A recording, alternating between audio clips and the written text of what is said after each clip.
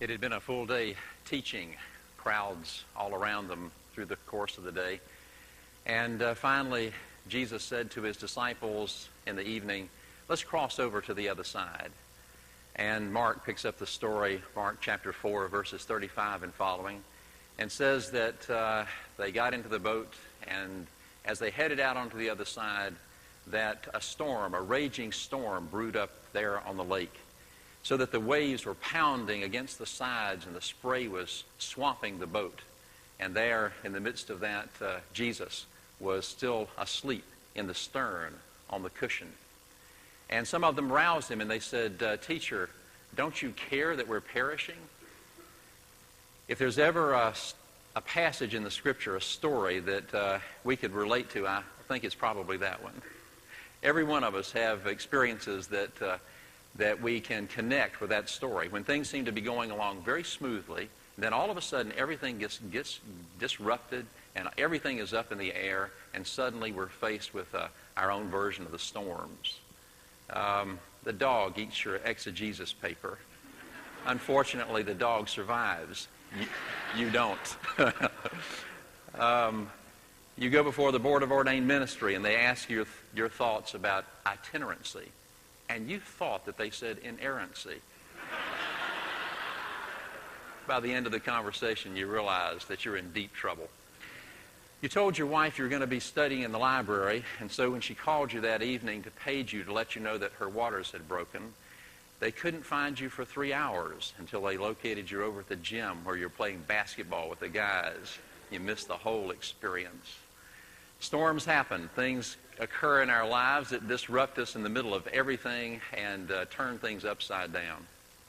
Now, I just say those things being facetious because as I look out over this student body, I realize that so many of you are dealing with storms on many different fronts at one and the same time. And if you have trouble realizing that, just look through the sheaf of prayer requests in the prayer news week after week. And there are tremendous, tremendous burdens being borne by sisters and brothers here in this room. So this story has particular relevance to every one of us here. And Rembrandt painted a great picture. It was on the front of your bulletin. Captured the moment of the storm and the panic of the disciples. Painted this when he was 27 years old. I was 27 once. And I think I was still playing with Crayolas. But Rembrandt captured in this beautiful, beautiful painting at 27, notice how he uses the light and the dark, and captures in the light the fierceness of the storm, the chaos that the men are facing. And there in the shadows is Jesus, almost forgotten. You can hardly see him. So true to life, isn't it? When you're in the midst of storms, it preoccupies you totally. Your whole focus is just on the storm. And sometimes it's hard to even remember that Jesus is present there with you. Notice how he treats the different disciples. Here, for example, is one who is hanging out there on the bow of the boat.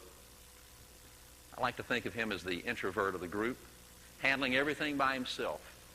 He's going to go out there in fierce independence. Heaven only knows how he got out there or how he's ever going to get in again. But he's in a desperate situation. Look how Rembrandt represents another group, these gathered around the mask. I think of these as the extroverts of the group. They're all gathering, trying frantically to help each other deal with the situation. Their backs to Jesus. They seem to have forgotten his presence with them. Here's another fella who's standing frozen over against the back of the boat. He can't do anything. He's totally immobile. But one of my favorite characters is this next one. He's throwing up his supper overboard. Maybe he represents some of us here. And you know, when you look at this painting and start studying the details of it, you realize, we haven't covered them all, but you realize that Rembrandt actually painted 13 disciples instead of 12. And he liked to do that sometimes. He liked to paint himself into the story. Rich Mullins has a wonderful song on that album, Jesus album, and in the song Jesus, paint me into your story, Lord. Well, in a sense, Rembrandt did this. We think that this character is Rembrandt, and if you'll notice, he's got his hand on his head and the other hand on the rope, And he's just looking out at us as if to say, there is no way. We're gone. This is hopeless. And one can only surmise what must have been happening in Rembrandt's life at that time. Then there's this other group that have gathered around Jesus, and they're trying to wake him up, frantically, panicking. Teacher, don't you care that we're about to perish? Now, when you think about these people as they gathered around Jesus, you realize, I don't know what it is that they were thinking was going to happen, because they were the most astonished persons in the world when, in fact, after being roused, Jesus stood up there in the boat, and he rebuked the wind, and he commanded the waves, peace, be still, be muzzled, be silent.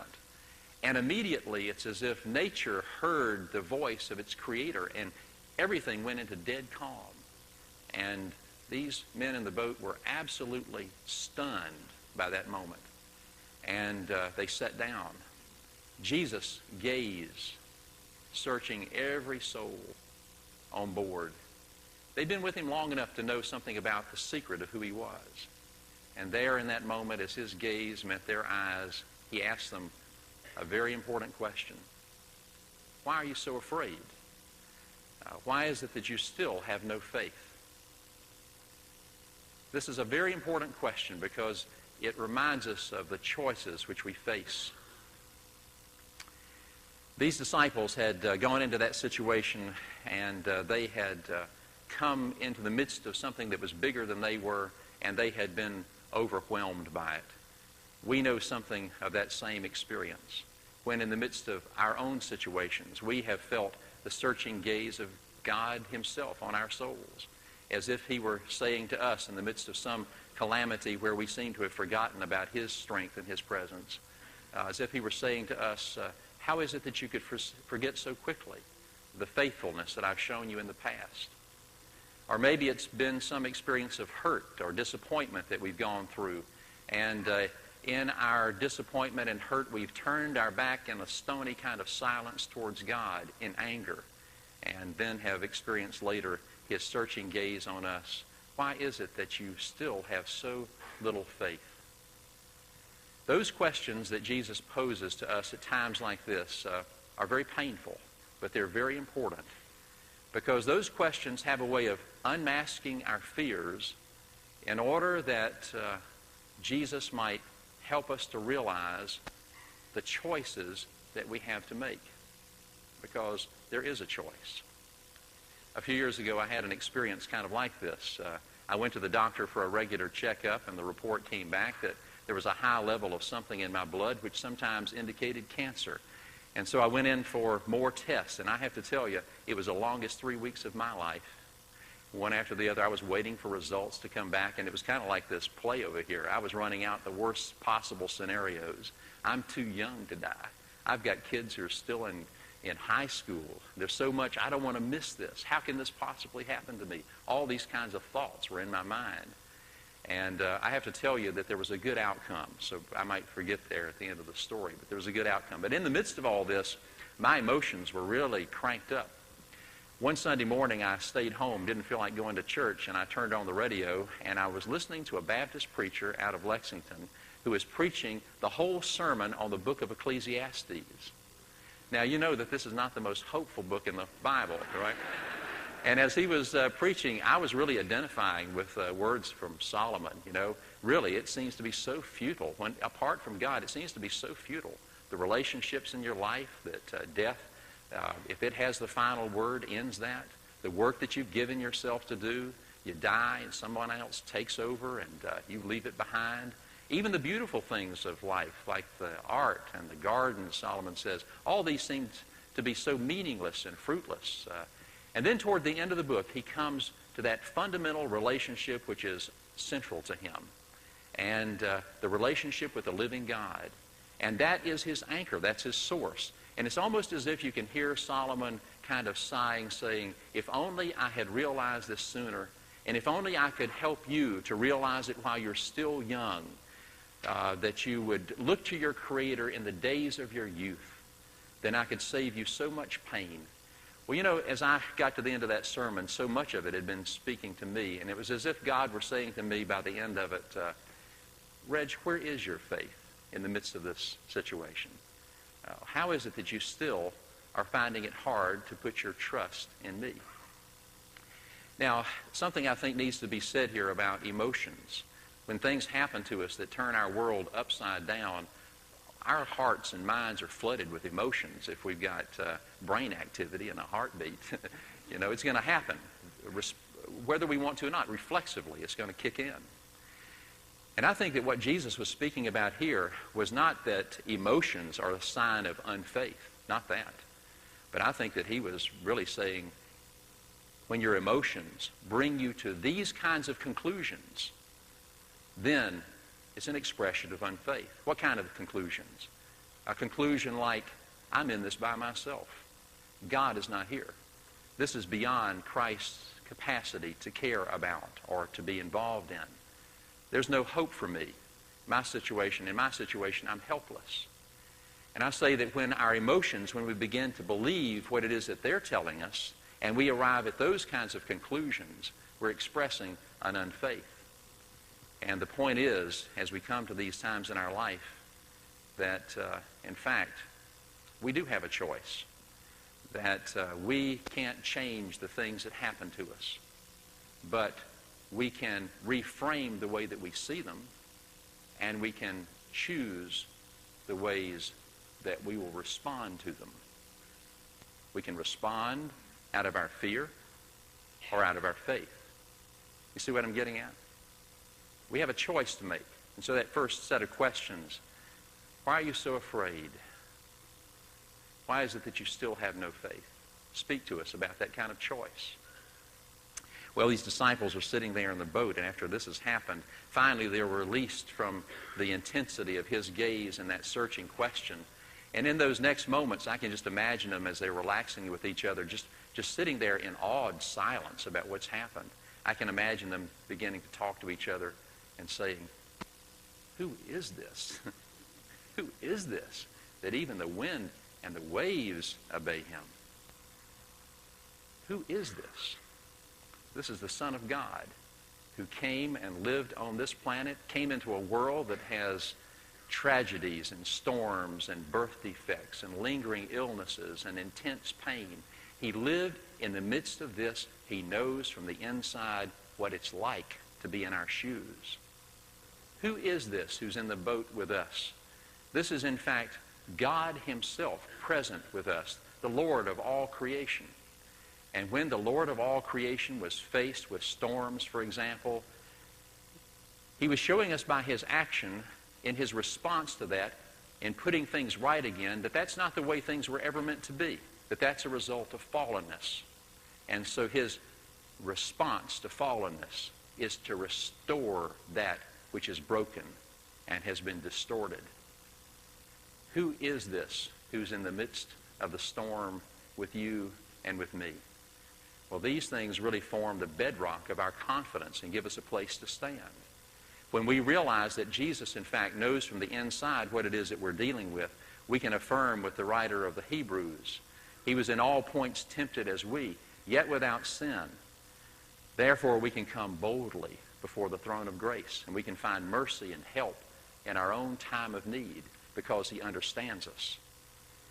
More than that, in the situations that are great tragedies that we're up against, it provides us a ground of faith and a place to stand because we know that ultimately darkness does not have the final word, that the light shines in the darkness and the darkness has never and will never overcome it, and that in fact he will put it all right again, and that we're moving towards a day of culmination and completion when everything is going to be restored to the purposes that he had originally.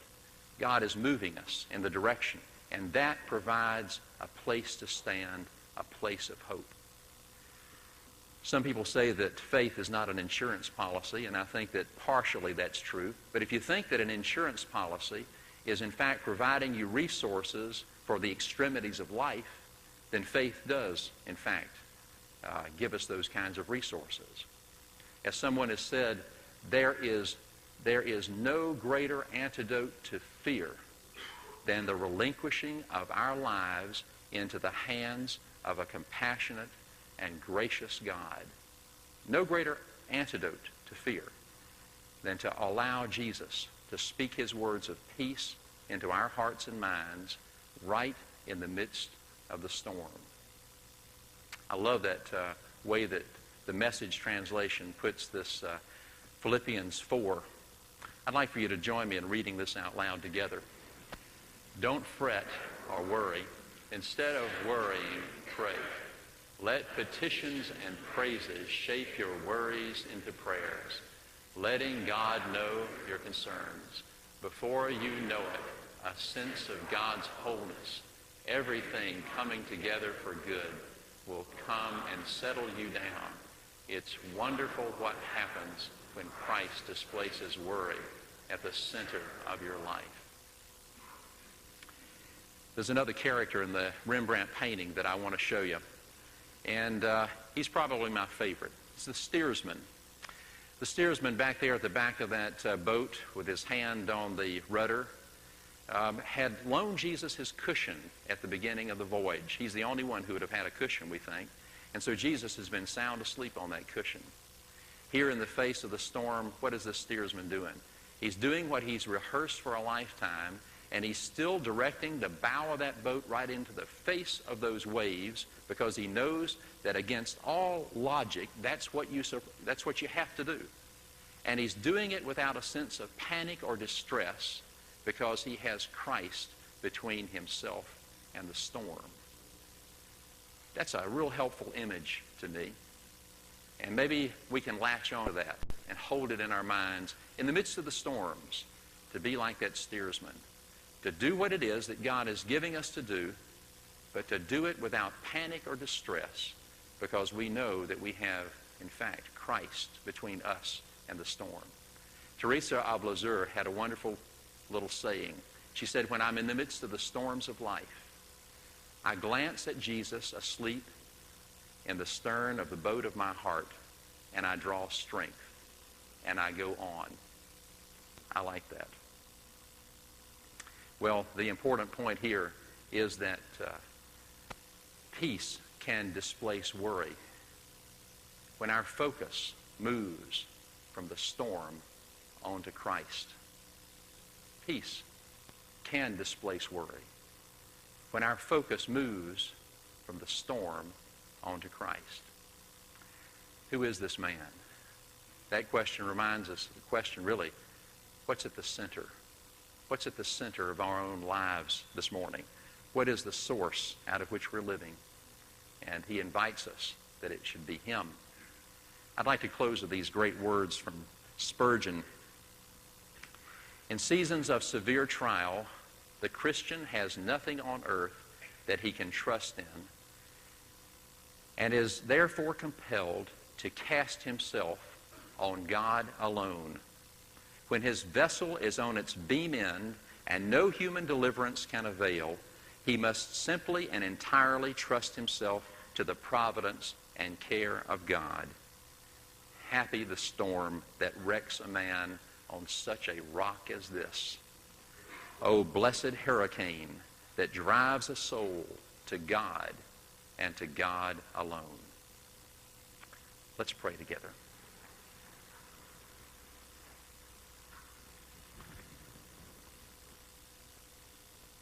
In this time of silence, we've been facing storms. What are the choices that we've been making? Have we been choosing to allow our emotions to delude us? Or are we instead choosing, in fact, the path of faith in spite of emotions?